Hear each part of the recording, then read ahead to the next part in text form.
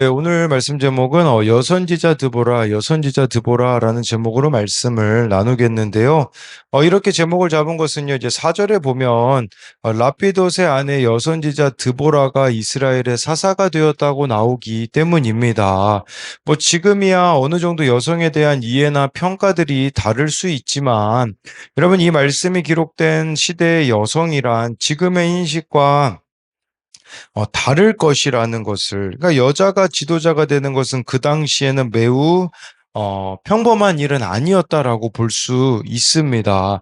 이런 여성인 드보라가 사사로 부름을 받았다라는 것이 우리들에겐 무엇을 의미하겠습니까? 여러분, 하나님의 부르심 앞에 우리가 핑계댈 것은 아무것도 없다라는 것입니다. 오늘 말씀을 통하여 우리가 정말 돌아보고 돌이켜야 될 것이 무엇인지를 함께 나눌 텐데요. 첫 번째로는요, 철병거 때문이라고 핑계대지 말아야 합니다. 1절인데요. 에웃이 죽으니 이스라엘 자손이 또 여호와의 목전에 악을 행하매. 네, 이 사사기에 나오는 사이클이 반복되고 있습니다. 어제 말씀에서 살펴본 사사 에웃이 죽자 이스라엘은 다시 악을 행했습니다. 그러니까요, 이 문제 해결이 참 이렇게 신앙의 이들에게는 목적이었던 거죠. 그러니까 문제가 해결되니까 하나님을 다시 찾지 않는, 또 하나님을 잘 섬기는 지도자가 있을 때는 이스라엘이 평온함을 누리지만 그 사사가 죽으면 과거의 악행으로 돌아가는 게 지금 계속해서 반복되는 사사기의 패턴이죠. 여러분, 왜 이런 일이 발생하겠습니까? 스스로 하나님을 알려고 하고 있지 않기 때문입니다. 벗어나고 싶지 않은 편안함이 있는 거죠. 가끔씩 이런 고백들을 들을 때가 있습니다. 그 고백은 뭐냐면, 하나님은 나의 하나님이 아니라 부모님의 하나님이라는 겁니다. 부모님은 하나님을 인격적으로 만나서 믿지만, 자녀는 부모를 따라 교회를 다녔을지는 모르지만, 나의 하나님이 되지 않는 경우가 참 많이 있습니다. 사사기에서도요, 나의 하나님이라기보다는 지도자의 하나님으로 여겨지고 있는 것이 너무나 많습니다. 그러다 보니까 여호와의 목전에 악을 행할 수밖에 없는 거죠. 하나님이 나의 하나님이 되시지 않으면 무엇이 죄인지에 대한 분별력이 없을 뿐 아니라 내가 얼마나 하나님 마음을 아프시게 하는가도 알지 못하는 겁니다. 또는 하나님이 나의 하나님이 되지 않으면 인간적인 기준과 가치를 따르기 때문에 내 눈에 보기에 좋은 일이라 생각하는 그것이 하나님 앞에서는 악을 행하는 것이라는 것을 기억해야 됩니다. 2절, 3절을 보면요. 여호와께서 하솔에서 통치하는 가나안 왕 야빈의 손에 그들을 파셨으니 그의 군대 장관은 하롯의 삭고임에 거주하는 시스라요. 야빈 왕은 철병거 900대가 있어 20년 동안 이스라엘 자손을 심히 학대했으므로 이스라엘 자손이 여호와께 부르짖었더라. 여호와께서요, 하솔에 통치하는 가나안 왕 야빈의 손에 이스라엘을 파셨다라고 말씀해 주고 있어요. 그리고 이 야빈의 군대 장관은 하롯셋 학고임에 거주하는 시스라인데, 제가 이 야빈이라는 이름을 찾아보니까 어떤 의미가 있냐면, 그는 간파하신다라는 의미가 있어요. 그러니까 하나님은 분별하신다라는 의미가 있거든요. 저에게는 이 야빈이라는 이름이 이렇게 다가오더라고요. 하나님은 속지 않으신다라는 거죠. 하나님은 자신의 백성 이스라엘에게 속지 않으시기 때문에 하솔에 통치하는 야빈의 손에 그들을 파셨습니다. 그런데 문제는 뭐냐면 3절에 보면 이스라엘 백성들의 생각이 여기 나와 있어요. 네, 야빈 왕은 철병거 900대가 있어 20년 동안 이스라엘 자손을 심히 학대했다라고 나오고, 그래서 이스라엘이 이제 여호와께 20년 후에 부르짖게 되죠. 그러니까 이 부르짖음의 초점이 철병거에 맞춰져 있는 것으로 이스라엘 백성들은 생각하고 있어요. 즉, 이스라엘은 지금 그들이 겪고 있는 압제의 원인이 1절에 있는 게 아니라, 내가 여호와 앞에서 이 악을 행하고 있다고 생각하는 게 아니라, 이들은 적국의 강한 군사력 때문에 지금 어려움 당하고 있다. 이렇게 생각하고 있는 거예요. 지금 내가 힘든 것은 저 야빈 왕의 철병거 900대 때문이다. 이런 식으로 핑계대고 있는 것이겠죠. 그러나 여러분 여기서의 초점은요. 그 철병거 900대에 있는 게 아니에요. 그 뒤에 20년 동안 이스라엘 자손을 심히 학대하였을 때 20년에 여러분 초점이 있어요.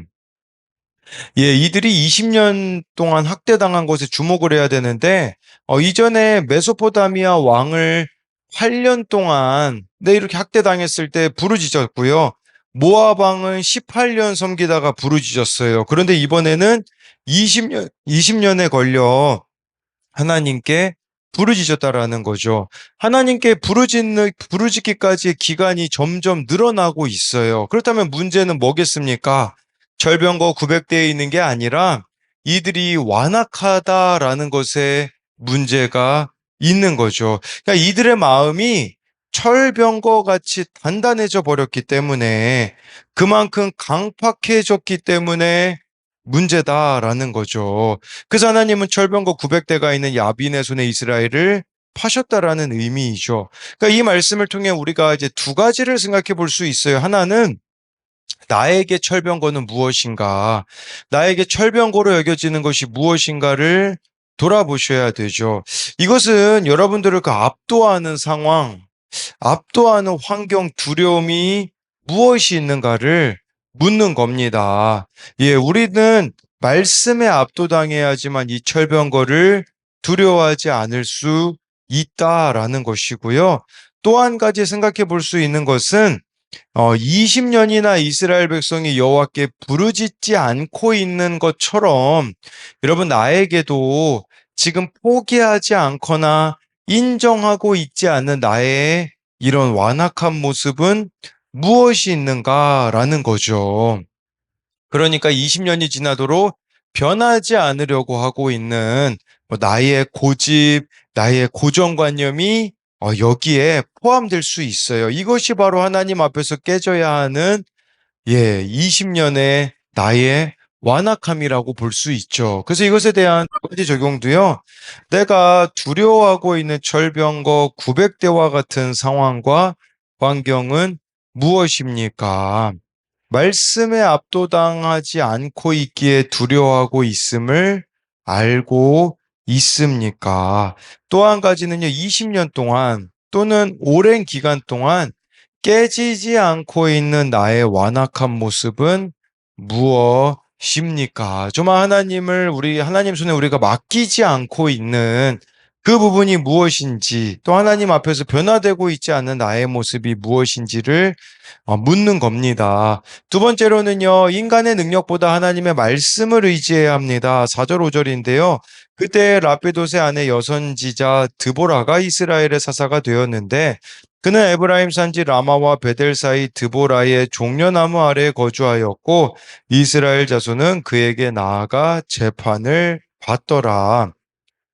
네, 여기 사절에 보니까요, 라피도세 아내 여선지자 드보라를 이스라엘의 사사로 하나님이 부르셨습니다. 여러분, 하나님의 부르심은요, 조건이 성립되지 않습니다. 조건 따지지 않으시는 분이라는 것을, 성별도 또 어제 말씀해 보면요, 장애를 가진, 오른손에 장애가 있던 에웃에게도 이런 것도 전혀 문제가 되지 않는다라는 거죠. 그래서 이 드보라라는 이름의 뜻은요, 꿀벌이라는 의미를 가지고 있고요.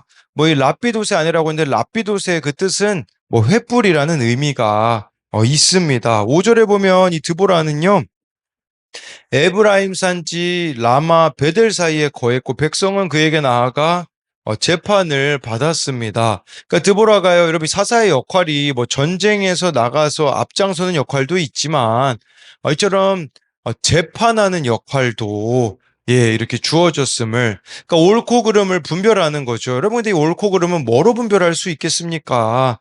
하나님의 말씀으로만 우리가 이렇게 옳고 그름을 분별할 수 있다라는 것을 보여주는 것이죠. 여러분, 이스라엘 백성이 20년 동안이나 하나님께 부르짖은 것이 얼마나 어리석은 일인지를 지금 4절, 5절은 보여주고 있어요. 왜냐하면 하나님은 이미 대안을 준비하고 계셨거든요. 그런데 이 대안을 준비해 놓으셨는데, 이걸 자꾸 하나님을 찾지 않으니 예, 이렇게 늦게나마 또 이렇게 드보라가 세워지는 것이죠. 그렇기 때문에 여러분 우리에게 필요한 것은 날마다 여호와께 부르짖는 겁니다. 그래서 우리가 말씀과 기도로 하나님께 부르짖을 때에 하나님은 여러분들에게 구체적인 대안을 가지고 있다라는 거죠. 근데 우리는 하나님께 부르짖지 않기 때문에 예, 이렇게 막연함과 두려움에 휩싸여 살아갈 수밖에 없는 겁니다. 6절, 7절을 보면요. 드보라가 사람을 보내어 아비노함의 아들 바락을 납달리 게데스에서 불러다가 그에게 이르되 이스라엘 하나님 여호와께서 이같이 명령하지 아니하셨느냐 너는 납달리 자손과 스불론 자손 10,000명을 거느리고 다볼산으로 가라 내가 야빈의 군대 장관 시스라와 그의 병거들과 그의 무리를 기송강으로 이끌어 내게 이르게 하고 그를 내 손에 넘겨주리라 하셨느니라. 드보라가요, 이 가나안 왕 야빈과 전투하기 위해 납달리 가데스에 있던 바락이라는 자를 부릅니다. 바락이라는 이름의 뜻은 예, 뭐 번개라는 의미를 가지고 있습니다. 예, 그랬을 때 구체적으로 어떻게 해야 될지까지 다 가르쳐 주잖아요. 그래서 6절에 보니까요. 예, 하나님이 명령하신 거라고 하면서 납달리 자손, 스불론 자손 10,000명을 거느리고 예, 다볼산으로 가라고까지 합니다. 그러면 7절에요. 이 야빈의 군대 장관 시스라와 병거들을 기송강으로 이끌어내서 손에 넘겨주겠다. 여러분 이 철병거 뭐 기송강에서는 아무런 의미가 없어지게 되어지는 거거든요. 그러니까 지금 어떻게 해야 될지 구체적으로 예, 이렇게 인도해 주고 있는 부분들을 보여주고 있는데 여러분 우리가요. 하나님께 부르짖잖아요. 이처럼 구체적으로 오늘 나의 삶 가운데 어떻게 나아가야 될지 하나님이 가르쳐 주신다라는 거죠. 그 막연함과 두려움을 뛰어넘는 하나님의 섭리를 우리는 발견하게 될 겁니다. 예, 저도 이거 보니까요. 말씀으로 그렇기 때문에 나를 비춰본 하루와 그렇지 않은 하루가 여러분 차이가 날 수밖에 없어요.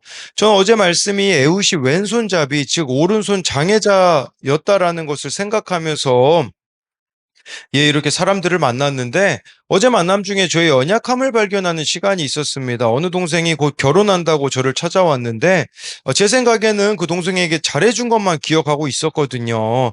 그리고 저의 20대의 삶이 온전히 하나님께 헌신되었다라고 저는 기억하고 있었는데 그 동생을 통해 듣게 된 것은 저의 오른손 장애를 듣게 되었습니다. 저의 부족함, 연약함을 듣게 되었거든요. 근데 어제 말씀이 에웃이라는 것을 생각해 보니까 바로 그 동생에게 미안했다라고 말해줄 수 있었거든요. 여러분 이처럼 말씀대로 예, 우리가 반응해 가는 게 너무나 중요하다라는 거죠. 8절 9절을 마지막으로 보면요. 바락이 그에게 이르되 만일 당신이 나와 함께 가면 내가 가려니와 만일 당신이 나와 함께 가지 아니하면 나도 가지 아니하겠노라 하니 이르되 내가 반드시 너와 함께 가리라. 그러나 내가 이번에 가는 길에서는 영광을 얻지 못하리니 이는 여호와께서 시스라를 여인의 손에 파실 것임이니라 하고 드보라가 일어나 바락과 함께 게데스로 가니라.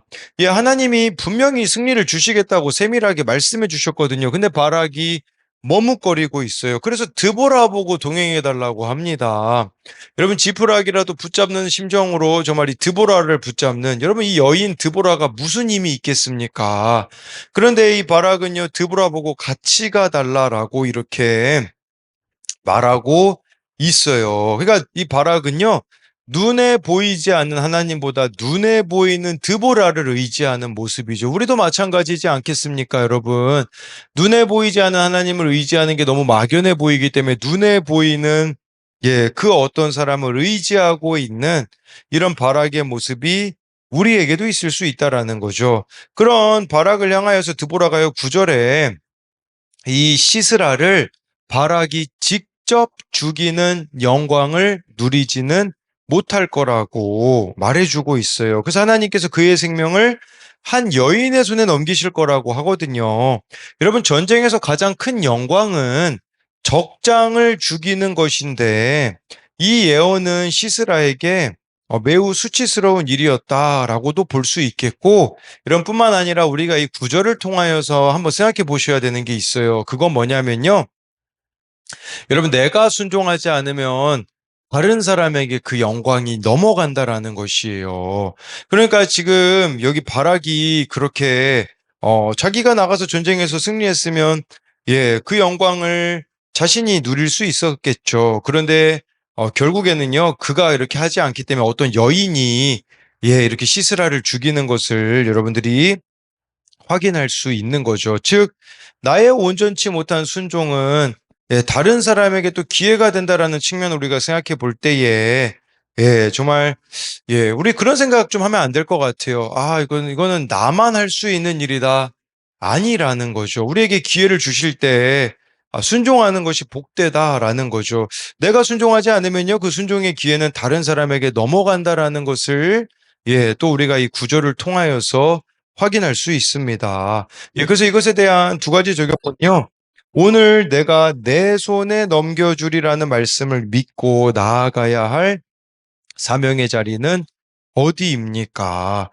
분명히 하나님께서 내 손에 넘겨주리라고 약속하시잖아요. 바락에게. 우리도 마찬가지로 말씀 믿고 나아가야 되는 그 사명의 자리. 또 한 가지는 내가 하나님을 전적으로 믿지 못해 두려워하거나 주저하는 일은 무엇입니까? 지금 바락에게 이미 승리를 주시겠다고 하는데 이렇게 드보라 보고 같이 가자고 하는 이런 모습을 향한 적용 질문입니다. 기도하겠습니다. 살아계신 하나님, 오늘 말씀에 여호와의 목전에 악을 행한 것이 문제였는데 이스라엘 백성들의 생각은 저희 아빈 왕이 강한 철병거 900대를 가지고 있기 때문에 내 인생이 이렇게 힘든 거야 라고 핑계대고 있는 모습이 우리들에게도 있습니다. 정말 나를 힘들게 하는 사람을 볼 때에 저 사람 탓이라고 우리가 말하기가 얼마나 쉽습니까? 그런데 정말 하나님께서 원하시는 것은 하나님의 목전에 악을 행하고 있는 나의 모습을 돌이키기를 원하시는 것을 봅니다.